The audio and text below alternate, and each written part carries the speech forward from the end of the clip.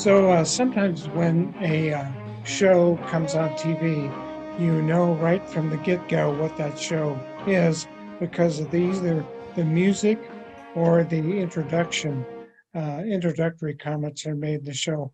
When we did our little tribute to the Outer Limits, the beginning of that series is certainly pretty distinctive. So tonight we're going to go down another uh, memory lane with the TV show. Dave, do you remember the introductory music to a show that was on in the 70s called The Night Stalker? I don't. Unlike the Outer Limits and the Twilight Zone, those are the two that I tended to catch a lot. But I'm a little bit younger than you are, so maybe Yeah. your memory runs back further. But I will be very familiar with the show by the time we're done here tonight. So Because we have the quintessential guest to help us become familiar. So tonight we're going to be talking with Geoff Pratt, who is a little bit different than some of our guests and a different in a good way. Geoff is a personal friend. We all belong to something called the Olympia 14 Society. And when we're talking about doing these kind of tribute shows like to the Outer Limits and to the Twilight Zone, Geoff suggested that we do something on the Night Stalker. And Geoff is, like I said, the quintessential Night Stalker fan. So, Geoff, we're going to welcome you to Anomalies. Are you ready to dive into the Night Stalker? Oh, absolutely. Yeah, I had a feeling you would be. So, what drew you to this show? And then we'll kind of flesh out who the characters are and maybe what the show is about. But why are you a fan of Kolchak, the Night Stalker? Oh, well, it really goes back to the night of January 11th, 1972, when 1/3 of Americans tuned in to ABC for the Tuesday movie of the week about a vampire in Las Vegas, basically being hunted down by an investigative reporter played by Darren McGavin. And that I thought that was one of the coolest films to be shown for a made-for-TV movie. At the time, it ended up beating out the ratings for Brian's Song, which came out just a few months before. And the Night Stalker held those ratings for about 10 years before something else came along. I'm not sure what it was.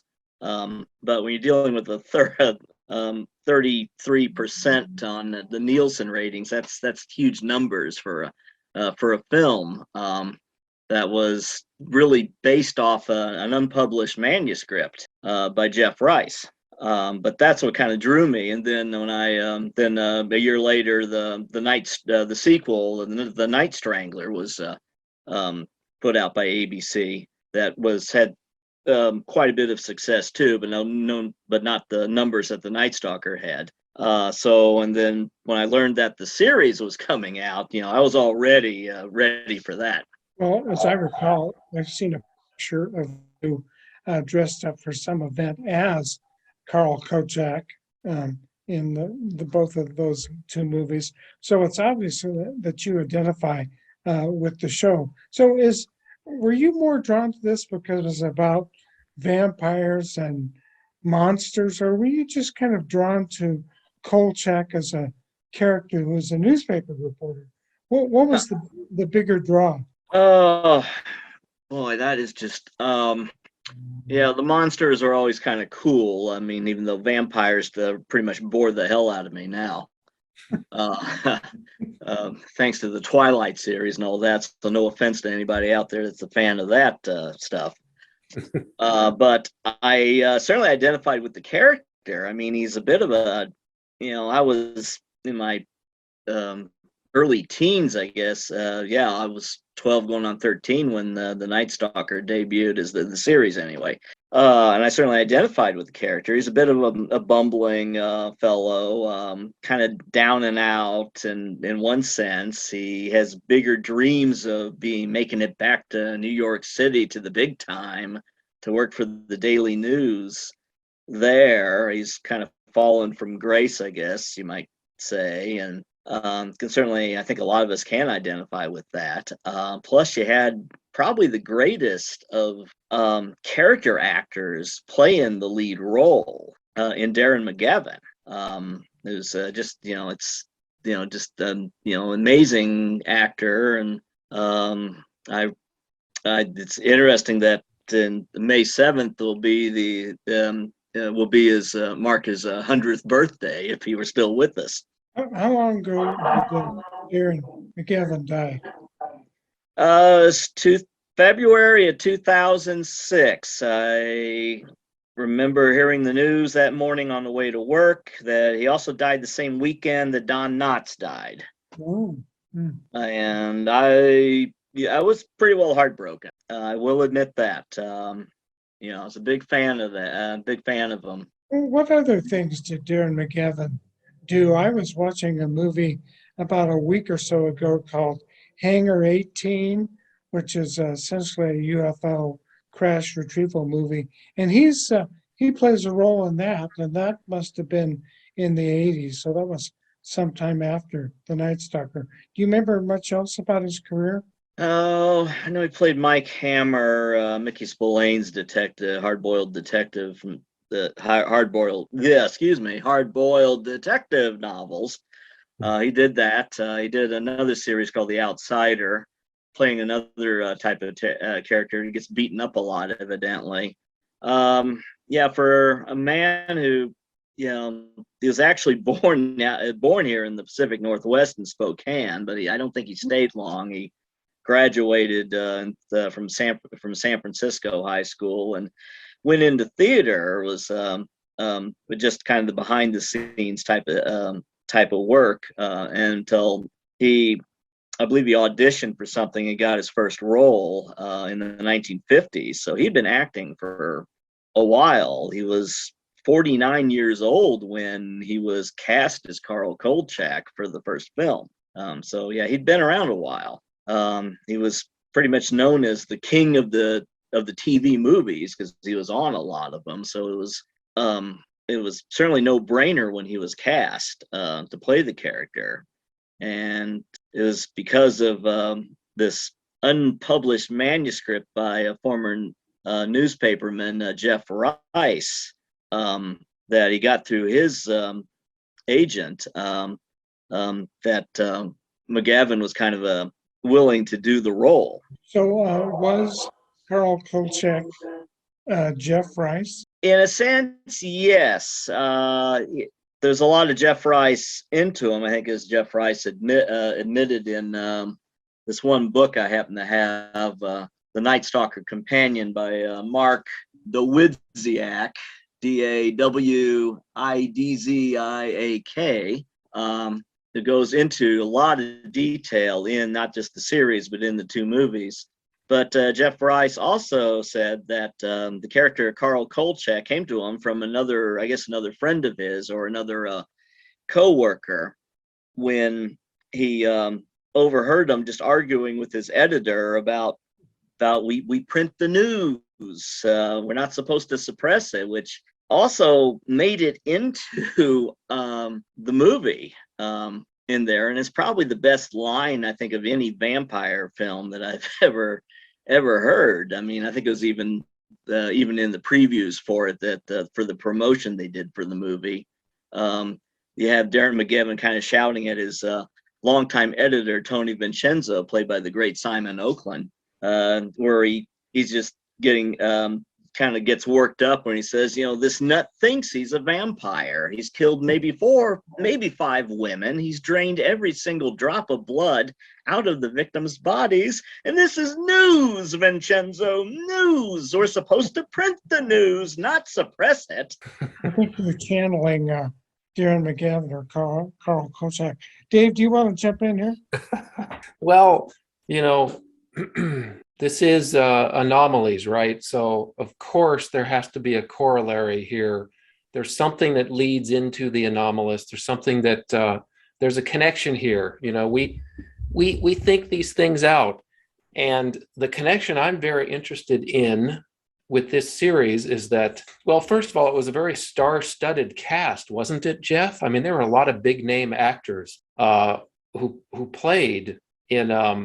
Well, actually, this. I'm sorry, I'm getting ahead of myself. Kolchak was the inspiration for X-Files. Is that right? Yeah. Chris Carter said it had a tremendous influence on his very popular Fox show series X-Files. I don't remember how long that ran, but for many, many seasons. And it was also the first writing credit for Robert Zemeckis. So am I correct on those two things?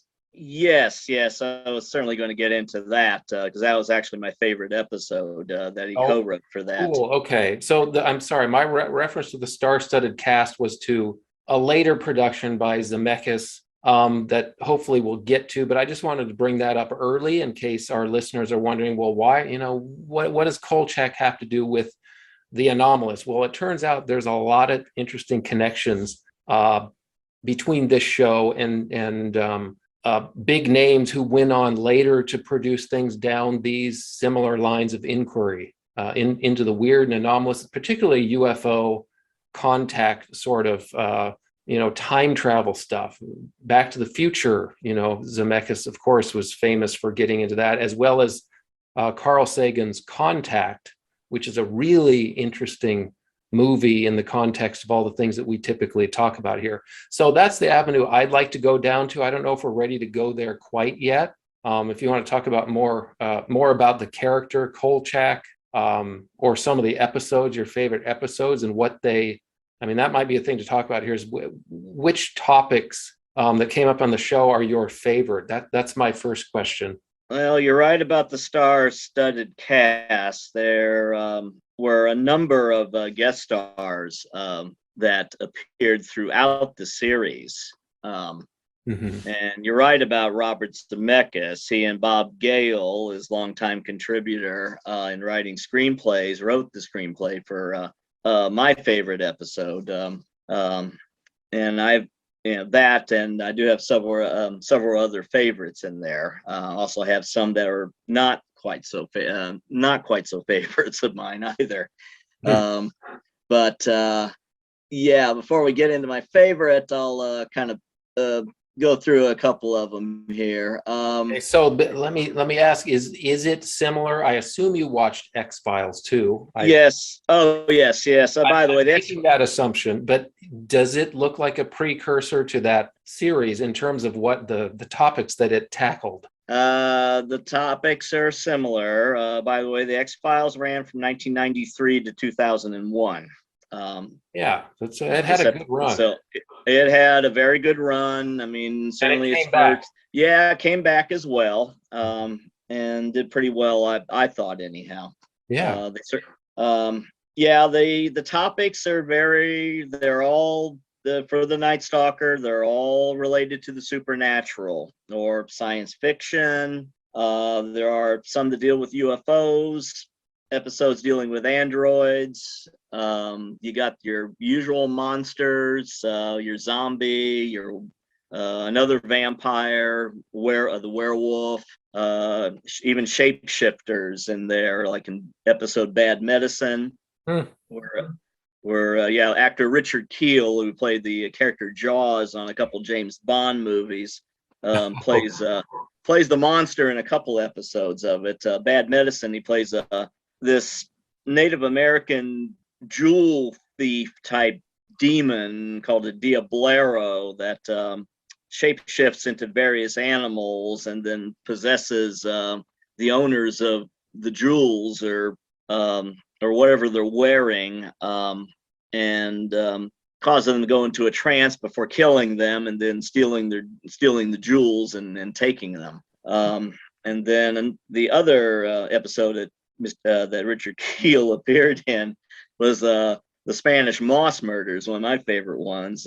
That's about the Cajun version of the boogeyman. The Paramour Fay is how it's pronounced in that episode. But it comes about because an individual is is going through sleep therapy. He is literally just put under for weeks and to monitor his brain activity, but somehow that brain conjures up a living horror from his childhood, where if you get on his bad side, the Paramorphe comes out and squeezes you to death. So Richard Keel is just pretty much just in has all this vegetation and rot just on him. I mean, you just don't really see much of him. It just because the actor's height was just was certainly menacing enough, I guess, to do the role. I mean, that's the great thing about the monsters. A lot of them are in the shadows. I mean, this is the 1970s, early to mid 70s. I mean, and as far as Hollywood doing the horror and the sci-fi, it was all kind of off in the shadows, off camera, and that was one of the charms about it, about the series. But as far as the connection to the X-Files, yeah, there are similar plots that they use. The X-Files did have some humor to it, but nowhere near what the Night Stalker had. So let's go back a step here, because I'm interested in the characters, and I think I told Geoff the other night that in the 1990s they had a reboot of Kolchak, the Night Stalker, and of course Darren McGavin didn't play that role. An actor by the name of Stuart Townsend did. But the big difference I saw right off the bat is and I couldn't even tell you who the actor was that played the Vincenzo character, but he was had nowhere near the gravitas of Simon Oakland in that original show. So maybe talk a little bit more about some of the reoccurring characters, Simon Oakland. Maybe flesh that out a little bit for us. Simon Oakland, as much as Darren McGavin was pretty much epitomized the character of Carl Kolchak, Simon Oakland was Tony Vincenzo, hands down. The fact that it's the thing, I think it's next to the supernatural aspect each episode. It's this almost hate dislike relationship that those two have, but deep down there is some respect. I mean, Vincenzo does acknowledge that you're a heck of a reporter, Carl, on a couple episodes. And I would think even as much as Kolchak certainly makes fun of Vincenzo at various episodes, in the episode Horror of the Heights, where rats are accused of doing the killing, but that's not what's killing them. Kolchak, when he's interviewing someone, he says like, well, you should see the rat that I work for, you know. So there is that sense of humor to it. And Vincenzo has a great line even against Kolchak in an episode called The Devil's Platform, about a politician, and it makes a deal with the devil, and he shapeshifts into a dog. But in this one, one of the other recurring characters, Ruth McDivitt's character playing Miss Emily, the puzzle.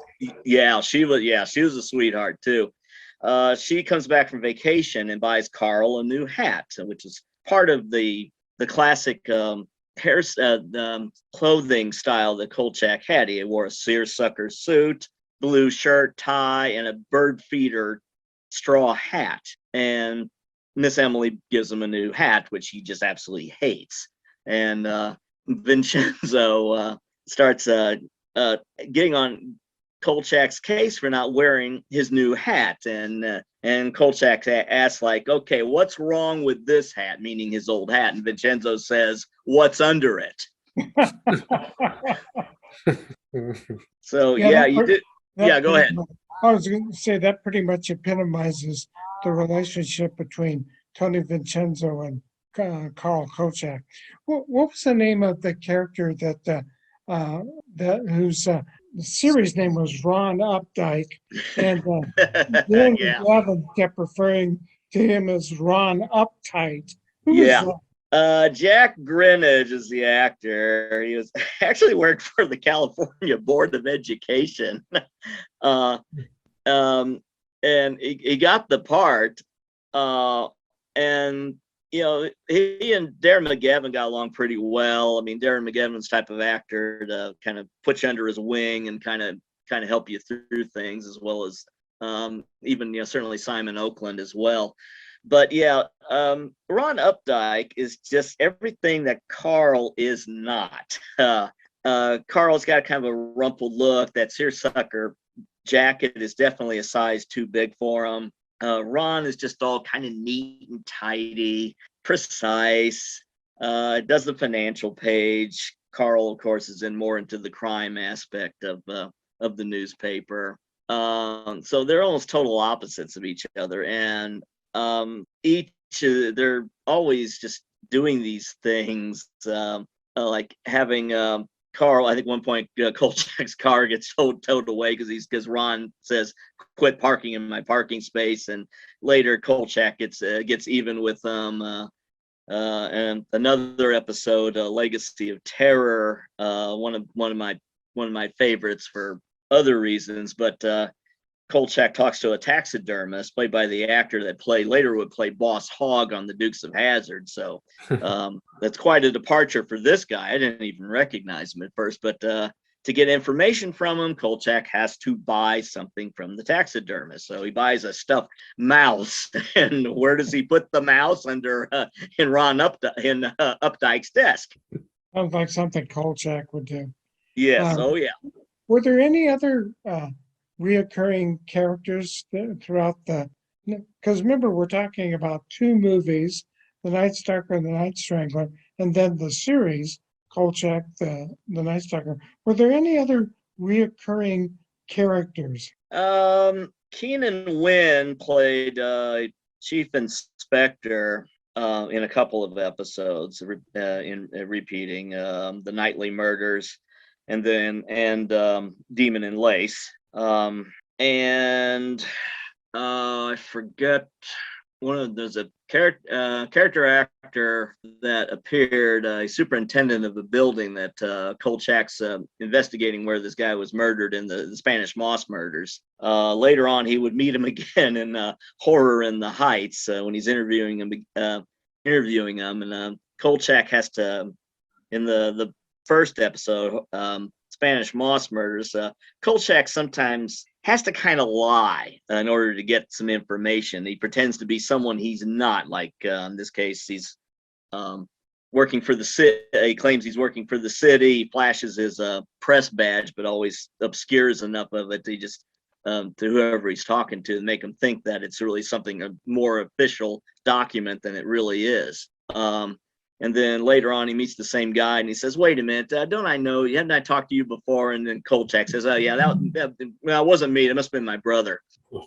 One thing I was going to talk about or ask you about, the location of the two movies. The first movie takes place in Las Vegas, The Night Stalker. The second movie, which I gravitated toward, The Night Strangler, took place in Seattle, and it was nice to see a lot of Seattle landmarks. The series, however, takes place in Chicago.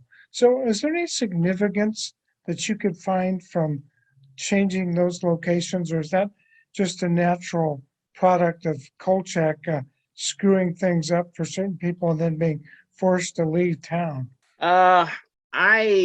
In some ways, it almost, I don't think there was a direct plan or anything of what they wanted to do. There was supposed to be a third Kolchak movie that just absolutely fell through, and they were going to set that one in Hawaii. So I don't think there's any direct plan, but you have to remember the character wants to get back to New York. So maybe in a sense, Chicago was a kind of a compromise to kind of at least head in the eastern direction to try to get the character back to New York. Is kind of what my line of thinking on that one. Mm-hmm. I think there's some interesting symbolism in these Kolchak movies and the television series. First of all, I was trying to think about the relationship between the police and newspaper, the First Amendment rights of the press versus the rights and the responsibilities of police officers. So what do you pick up on the symbolism there? What kind of symbolism did you see in the series and in the movies. Well, he's a walking, talking representative of the First Amendment, is what he represents. He is a man of principle. Doesn't always maybe follow the more principled way of getting his story, but he does recognize the fact that the truth, more important, the facts matter. And certainly with what's been going on in the country and the world over the last few years, where the truth and the facts have just been under fire by a certain segment of society. I can, I think you can look at this character and find a lot to like in him in regard to that. I mean, I had my favorite episode called Chopper, co-written by Robert Zemeckis and Bob Gale. The police chief is played by veteran character actor Larry Linville from MASH, played Frank Burns. And of course, he plays a similar type of character in this episode.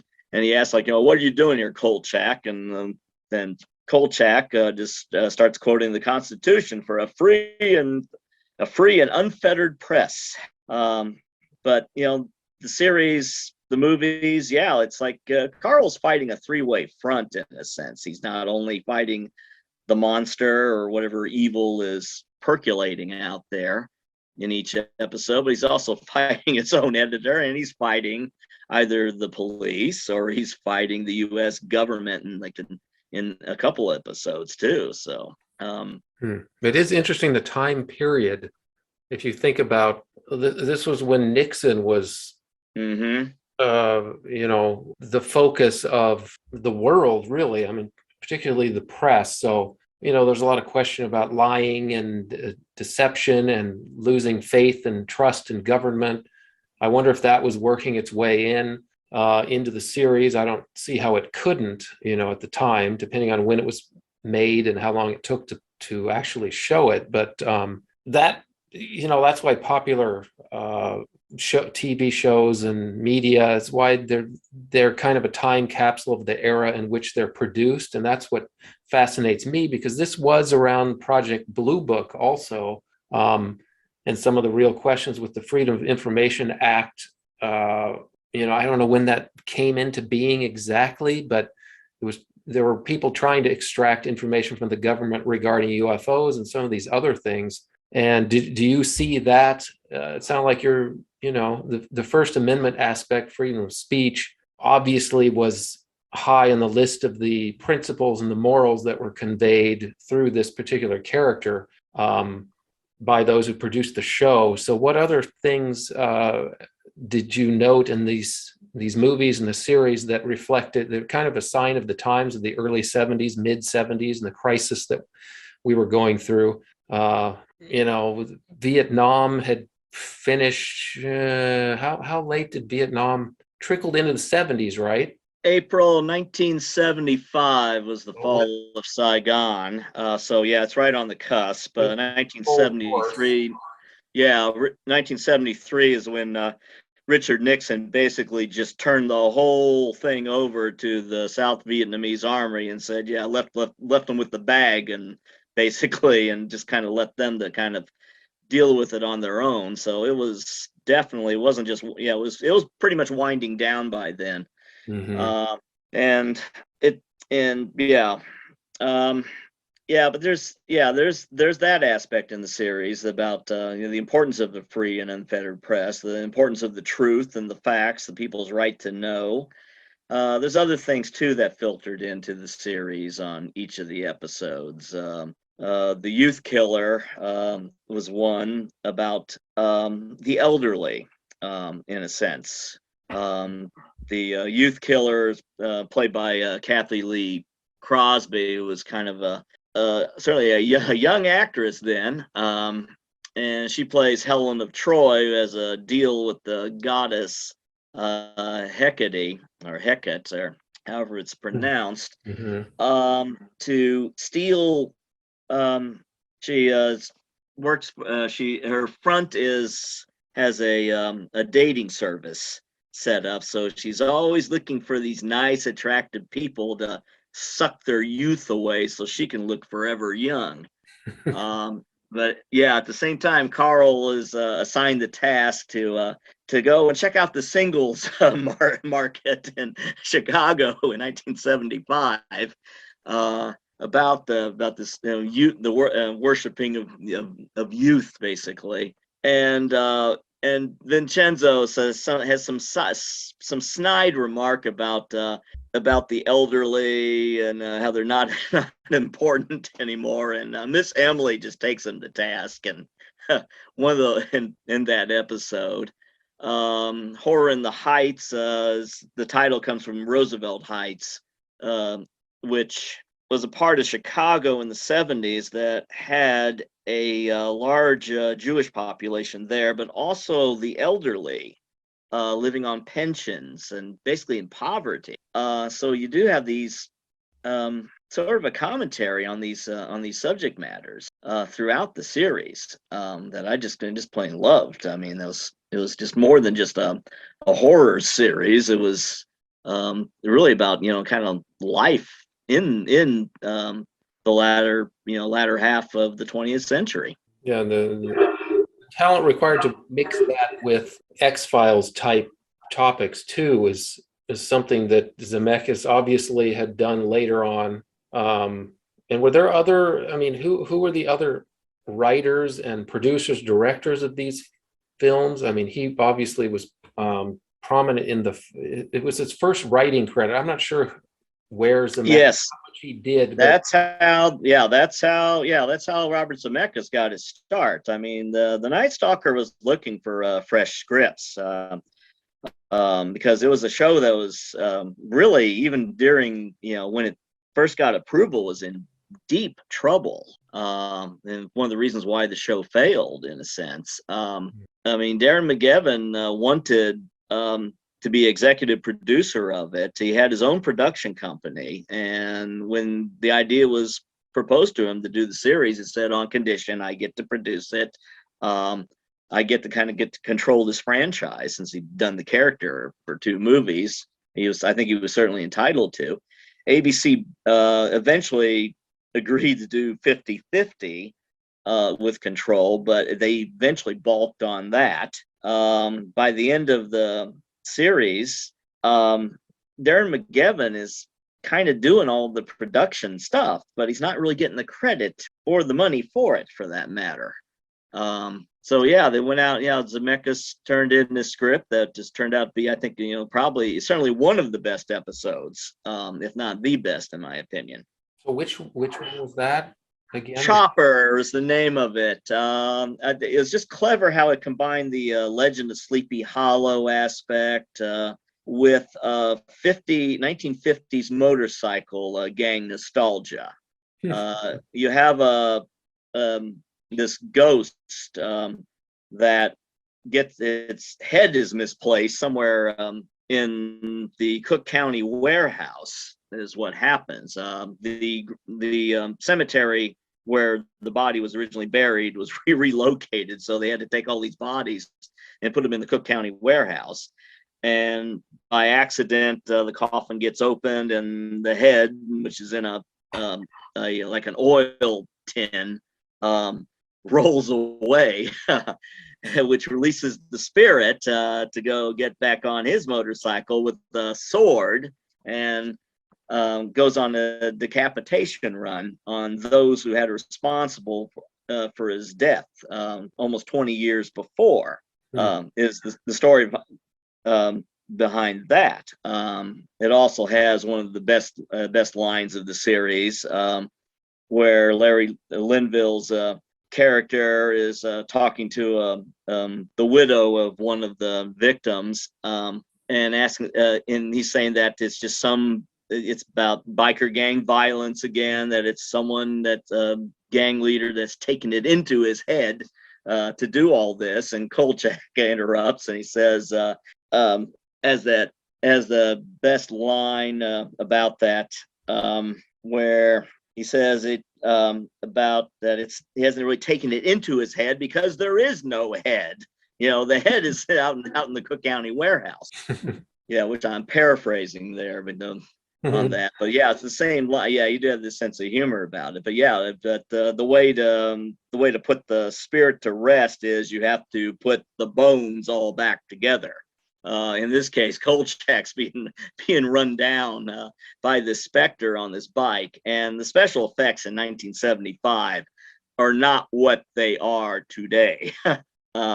It's obviously a guy with has to wear shoulder pads up above his head, and it's pretty silly by today's standards. But yeah, Kolchak's grabbed the head, he pulls it out and throws it and knocks the biker off the bike. And then the next scene, you see the skeleton all put back together.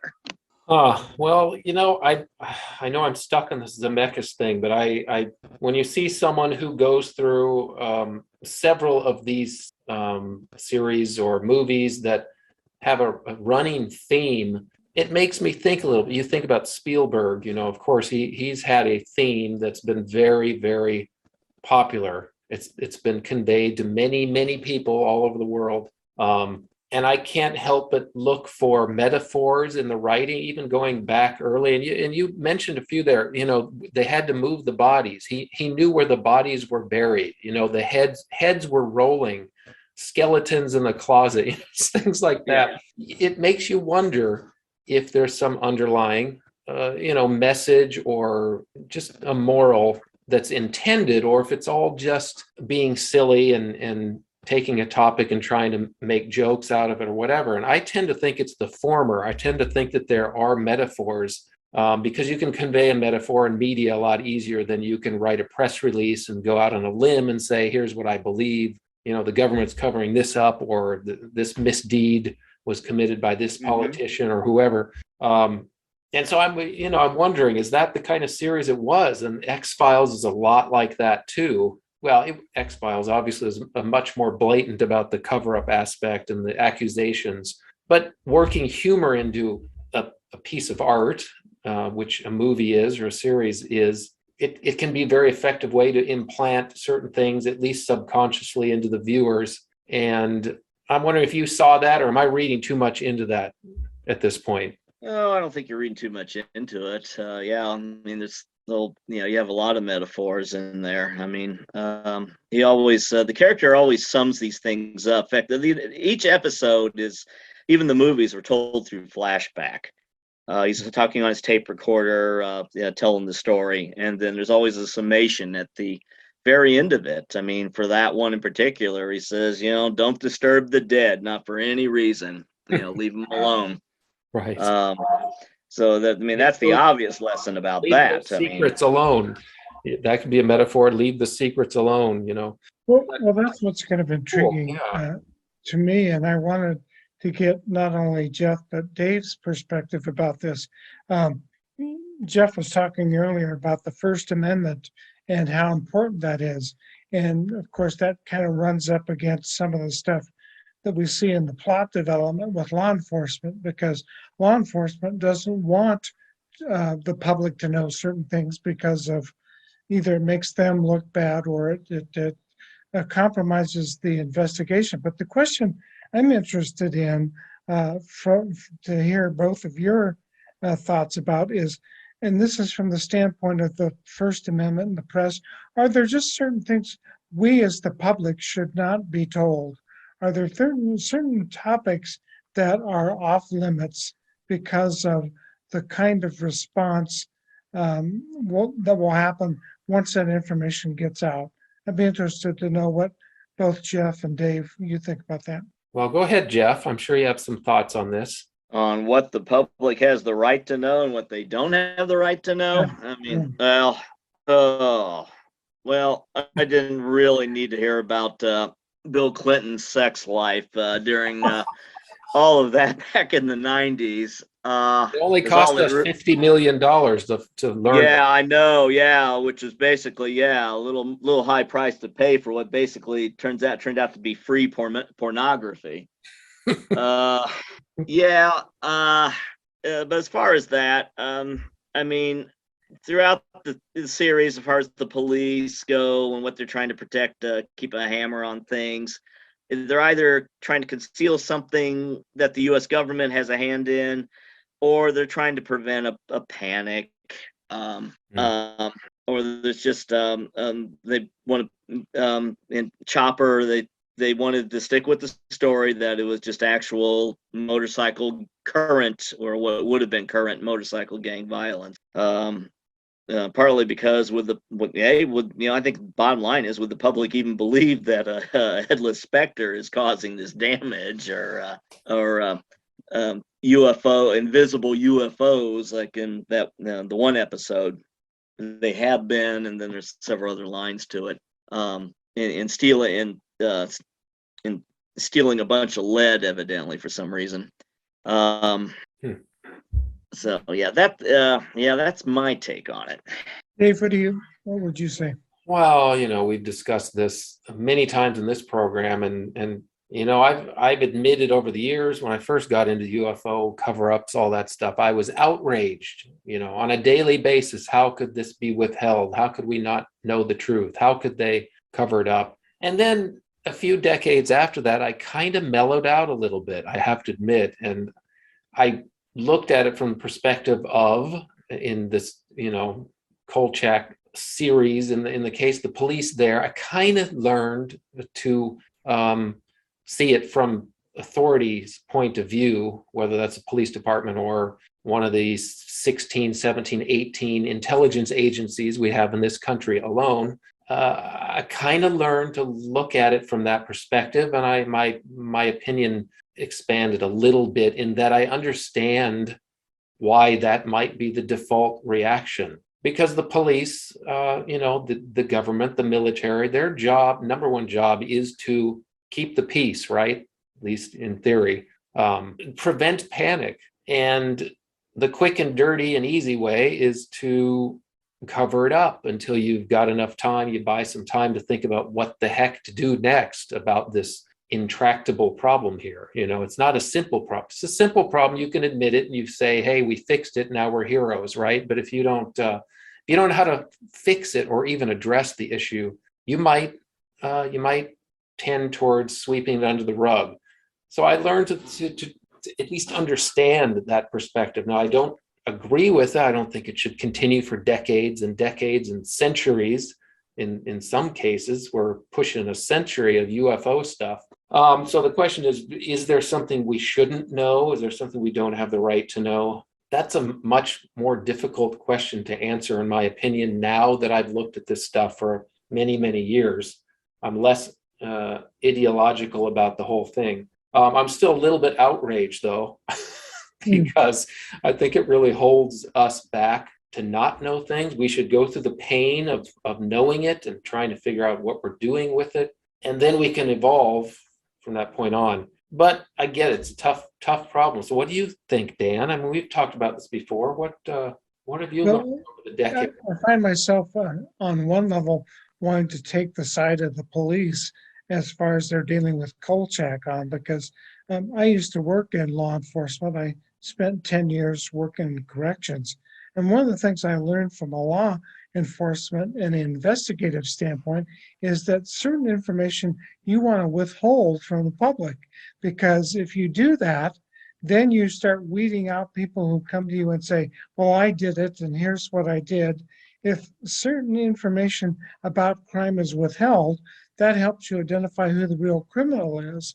So in some respects, I guess I can kind of understand where the police are coming from. But in the broader topic of like UFOs and what the people should know about UFOs, I'm always reminded of the Brookings Institute report that said society would go to hell in a handbasket if the knowledge of extraterrestrials was out there. So once again, it's kind of a balancing act, but I guess I can see both sides to You that. brought up the Brookings report. There is a direct connection here to our subject tonight, and that is Zemeckis was the director of Contact, 1997, the Carl Sagan, based on Carl Sagan's book, right? He wrote the book, and it is a good book too.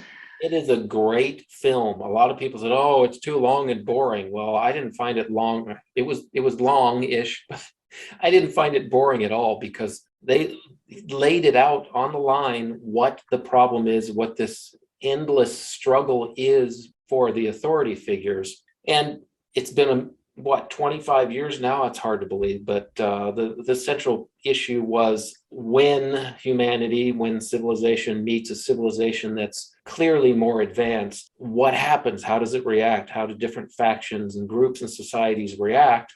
Well, of course, Sagan put the weirdos in front and center. They all came to worship the aliens as gods or whatever. But I think, as Dan mentioned, the Brookings report from 1963, was presented to Congress. It was a cumulative effort of dozens, maybe a couple hundred experts. Margaret Mead, the famous anthropologist, was involved. And they concluded that it would be the scientists who were whose apple cart would be most upset by such a discovery. It wasn't necessarily the freaks and the religious people, although that was a concern, but it was the scientists who would be most affected by the discovery of advanced life and advanced intelligence.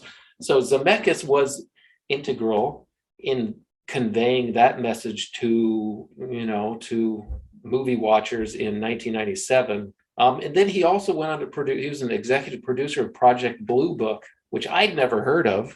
I don't know if either of you saw that. 2019, 2020 was a series. It covered the Skinwalker Ranch, Area 51, Roswell, Georgia. Yeah, I've seen it. I've seen it. They It's covered on Peacock. I saw it on Peacock TV. They covered everything. The Foo Fighters of World War II, Operation Paperclip, even the Flatwoods Monster, which I know Dan knows a lot about. I don't know as much about, but he covered everything. This is Zemeckis, so obviously he was going down that path very early on. And if it was 72 or whatever, that's a good 50 years, right, that he has been involved. So I can't help but wonder if he, along with Spielberg, if there was a direction they were encouraged to go, something that propelled them to, be involved in these particular types of projects. But anyway, I'm bringing in the conspiracy aspect because, after all, this is Anomalies, so I'm allowed to, right? Yeah, it's a that's my thought. Anomaly.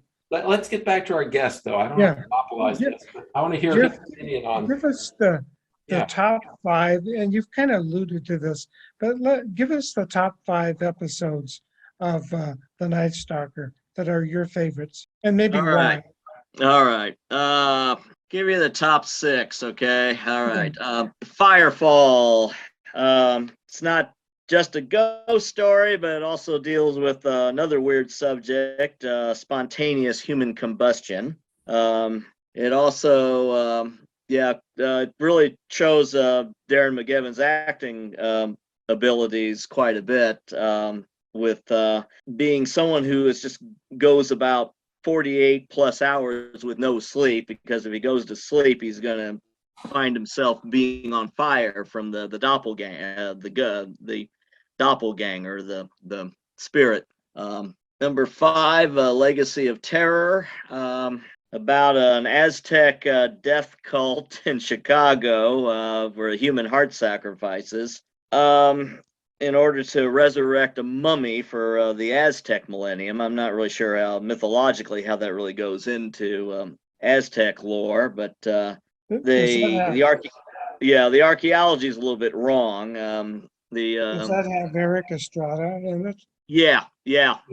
Another future at that point, a future and upcoming actor. But the knife would have been obsidian, not a dull blade, as Kolchak points out in his introduction. But Eric Estrada plays a young man who is a willing sacrifice. The first 4 victims are taken. They represent the best of society, like Air Force captains, to policemen, football players. But the 5th one is always a willing participant, played by Estrada. He is given a full year of whatever women he wants, whatever he wants, however much money he wants, everything, but in order to have his heart ripped out, in order to bring this mummy to come back to life. And he does it because as when he meets with Kolchak, he explains that they promise that they're going to take care of his mother after he's gone. And Kolchak says, "Well, how do you really know? Right. How do you really know they're going to uphold their end of the bargain?" So it pretty much gets him thinking. But what I like about that episode was you get to see Kolchak as the father figure that he just isn't in any of the other episodes. He shows genuine concern for the young man and the decisions that he's about to make. And the Estrada says, "I really don't want to end up being like a stock boy or whatever." And right before he's due to be sacrificed, Kolchak says, "Who says that you have to be a stock boy?" Which leads to Estrada's character just get up, says, "Nope, I'm out of it. I'm done," and he runs away. And of course, the mummy comes to life and chases Kolchak down these large steps at this sports pavilion where the sacrifice is due to take, and until the stroke of midnight when the mummy goes back to sleep or whatever. So yeah, it's a bit of a bizarre episode, but I always liked it for that moment. Number 4, the zombie of it was the second of the series. It's creepy as hell, especially when you have to kill a zombie. You've got to pour rock salt in his mouth and sew up the lips and light a bunch of candles around him while the mummy's still asleep.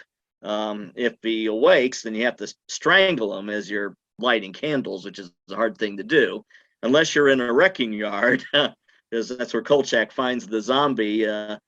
Because zombies are in places of the dead, and of course, a wrecking yard is technically a place of the dead when you think about it, or it can be. But he finds the zombie in the back of a hearse, and McGivern is just once again fine acting, as he's just kind of sweating and he's just nervous and getting the needle and thread out, pours the rock salt in until the zombie awakes, and then chases him out. And fortunately, there's like a noose hanging from one of the machines that he wraps around the zombie and then lights the candles, and that kills the zombie for real before he's reburied with fresh rock salt in his mouth. But that was the second one. 3, the Spanish moss murders I've mentioned, with the what is also called topa, I think is the term for it, where the mind imagines an actual living presence, and is what the Paramafe represents. Except when the person that's dreaming dies, the creature does not want to die, and then he starts going after Kolchak. And to kill the Cajun boogeyman, you have to stick him with a spear of bayou gum, which Kolchak has to go to the botanical gardens to get one, to get a spear, and then go down in the sewers to face off against Richard Keel dressed up in all sorts of vegetation. So that was cool. 2, Horror in the Heights, which I also mentioned, about the once again kind of a shape-shifting creature called from the country of India, a demon called a Rakshasa, and it's insidious because it will take on the form of a loved one or a trusted one before it devours you. And Kolchak, the only way to kill one of those things is with a bolt from a crossbow by the god Brahman. And he manages to make a short story out of it. He is given one by this owner of an Indian restaurant, who's been hunting Rakshasas for decades, evidently, but he's too sickly now, and he has to give it. He basically gives the weapon to Kolchak, and he says, just without any doubt, just shoot whoever it is that you trust. And he says, "Well, Pops, the problem is I don't trust anybody." But proved not the case when he's out and about, and Miss Emily comes around the corner from work and says, "Oh, Carl, I just I want to I figure I just kind of just hang around with you because I want to write mystery novels and such. And he says, Miss Emily, I mean it. Don't come any closer. I'm going to shoot. Oh, you don't mean that, Carl. You don't mean that. And thunk, into Miss Emily, who turns into the monster and dies. It's one of the best closing sequences as well to the show with his tape recorder, because he says, by the way, if you happen to be walking down a lonely road one night and all of a sudden your favorite aunt or uncle just pops up out of nowhere, well, good luck to you. And number one, Chopper, I think just as I stated before, I think it was just a great combination of the supernatural tale of like the headless specters of the French Revolution, and of course the retelling of the Legend of Sleepy Hollow with 1950s motorcycle nostalgia. And Jim Backus, Mr. Magoo fame, and Gilligan's Island is a motorcycle salesman, where when Kolchak interviews to show him tracks of this motorcycle that the Swordman Baker, the ghost, is using, and Backus says, that tire has not been on the road for 20 years. Let's see, and as I reflect back on this conversation, I think it's almost like I've relived a lot of the 70s and my draw toward Kolchak, the Night Stalker. And so, Geoff, I really appreciate your expertise and your knowledge about the subject. What's next for the Night Stalker? Is there? I heard something the other day, and I'll see if you've heard the same thing, that there is a production company that has the rights to this story, and they're thinking about making a film. But I was pretty surprised as who was going to reprise the role of Carl Kolchak. Have you heard anything about that? Johnny Depp, I think, was under who he could probably do it, but with his with the trial with him and his ex-wife going on right now, the defamation suit, and he's not looking too pretty right now. So they might want to reconsider that if they're going to do it. I'd like to see him. I'd like to see him try to do this. I mean, it's got to be better than the 2005 reboot. I didn't have a problem with Stuart Townsend as Carl per se, but yeah, the actor who played Vincenzo was just too much of a nice guy, and that just didn't fly too well with that. But I don't know if I could see. I don't want to take anything away from Johnny Depp, but I just had trouble seeing him as Carl Kolchak. And that's not to say it's going to happen, but be interesting. I guess it's kind of hard to keep good ideas down, so to speak. Well, the ideas are there. Moonstone Publishing took over the character several years ago. Several graphic novels have been published, some novels as well. For a while there, the first two books, The Night Stalker and The Night Strangler, were available under one title, the Kolchak Papers, which actually was the original title for The Night Stalker when Jeff Rice wrote it. But once again, it's just out of print. At least I decided to double check. I happen to have two first edition. I have first edition copies of both of the books now, but they are just so brittle now that I don't even open them anymore to reread them. It would be difficult to get those two books. What about, you mentioned the Night Stalker companion book? You've got that? I have that. It's a great source. It has everything about the actors, the producers of it. Dan Curtis was the one that produced the two movies of Dark Shadows fame. Yeah, Dan Curtis of Dark Shadows. I thought I recognized that name. Yeah, a year after the Night Stalker, another pilot was done called the Norliss Tapes, which I think was really meant to be a series, even though it is very Kolchak-esque. It's Roy Thinnes, isn't it? But it's Roy Thins. definitely, yeah, I got it on DVD somewhere. It's just one of the. I remember watching it when it was first on television. It's just creepy as hell. Just yeah, I mean, just the mood. I mean, I think they filmed it in the San Francisco area. And it just yeah, just disturbing, but just brilliantly done. But that was 1970s horror for you. I mean, the early 70s. I mean, let's face it, Rod Serling was scaring the what out of us with the Night Gallery.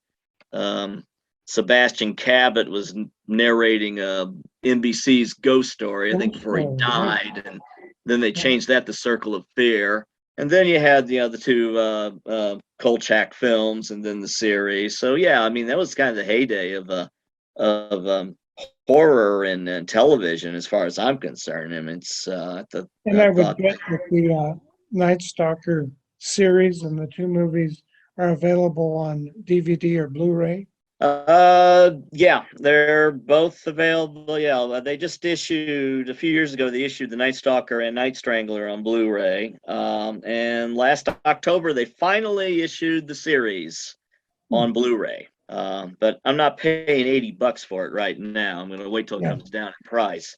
For 20 episodes, and they could have at least included the two movies in there with it too at that price. But yeah, only 20 episodes for it. Its demise was, well, there was a number of problems with it.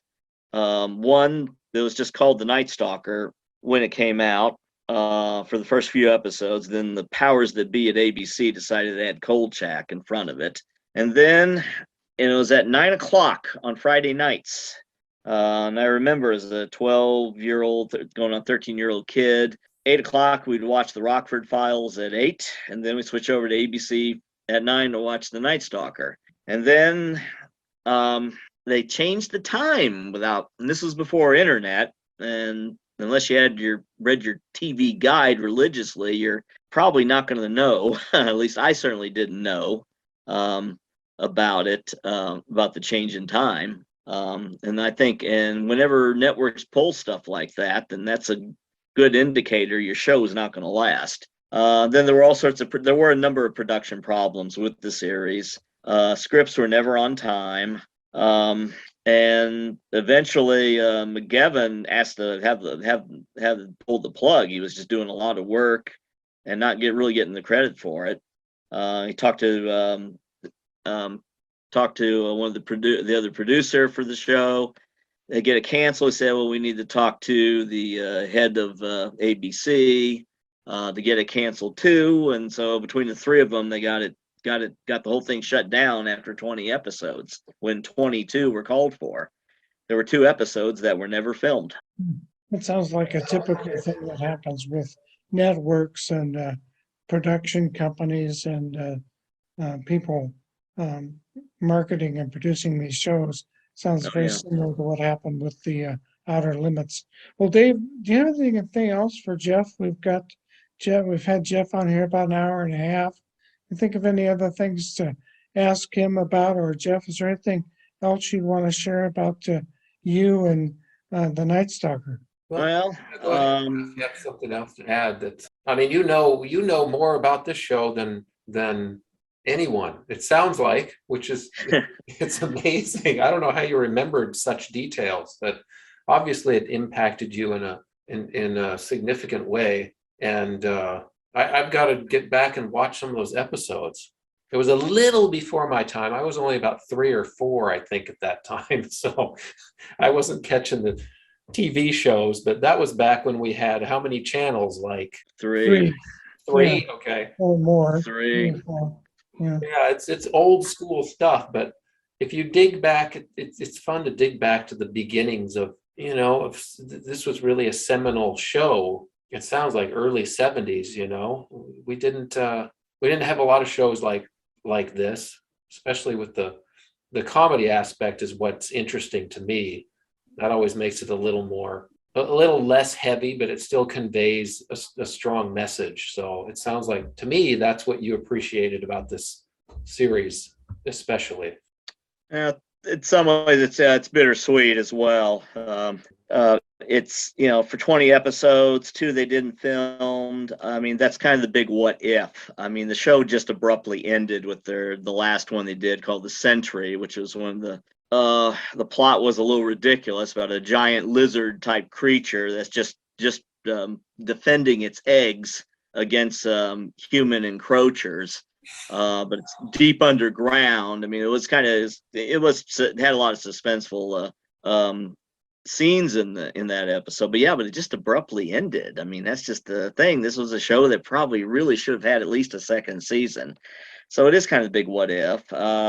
Another one, I mean, I have my favorite episodes and some of my least favorite ones. I think the one that really comes to mind most is one called Mr. Ring, and about the killer android. But it's not really related to the actual episode, because I didn't actually get a chance to watch the entire episode when it first aired on January 10th, 1975, because I didn't know about the change. And my dad and I were going down, I lived in Missouri at the time, and good old Columbia, Mo, and my grandparents were getting ready to move out of their house and into a rest home in the Boot Hill of the States. It's about a 3-hour drive down there from Columbia.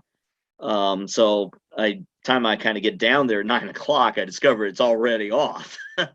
In that regard, but so it's kind of bittersweet. And my grandfather passed on not long after that airing, so that's one of the reasons why I can kind of remember some things about that time of my life. So yeah, the show is kind of important for many reasons with me, I guess.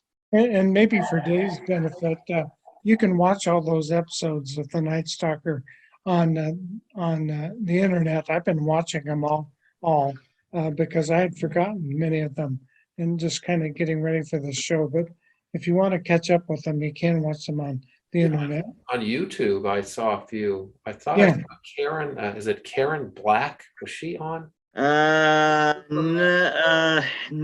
I don't think she was in it. I mean, the actress that played the vampire certainly looked like her.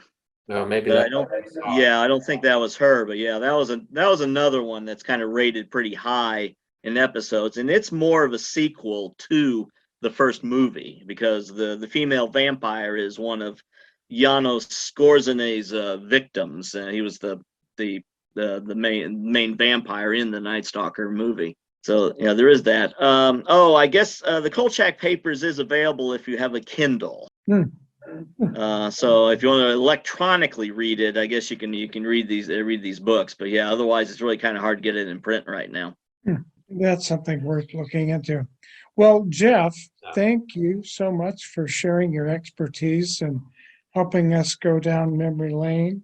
We have a lot of common interests that always don't show up on Anomalies. Geoff and I have done a Cryptozoology 101 class together this last spring, and we'll be doing a ghost hunting class coming up in fall. So that doesn't have a lot to do with Anomalies, but it is kind of a joint effort. And Dave and I and Geoff are part of something called the Olympia 14 Society, which weird and unusual is our name. So maybe we'll run across some of the listeners to this podcast in one of those capacities. So Geoff, thanks very much for being on. Oh yeah, you're welcome. It's been great. And Geoff's expertise does not end at Kolchak, for sure. He's a very detail-oriented guy, which I can appreciate. I love digging into the details. And maybe we'll talk to him again about something else weird. There's always another weird thing to talk about, that's for sure, on this program. Well, yeah. One person that I think we all know in common is a huge fan of the Twilight Zone. So it might be possible in the future to resurrect a show on the Twilight Zone. So we'll have to give some thought to that. Cool. Well, thanks, Geoff. We appreciate it. And Dave, I'll see you next week with, I think we have Lisa Home coming up talking about psychic spiritual revolutions. That should be interesting. So yeah, that's what will be coming up next week on Anomalies. All right. Good night, guys. Okay. Good night, everyone.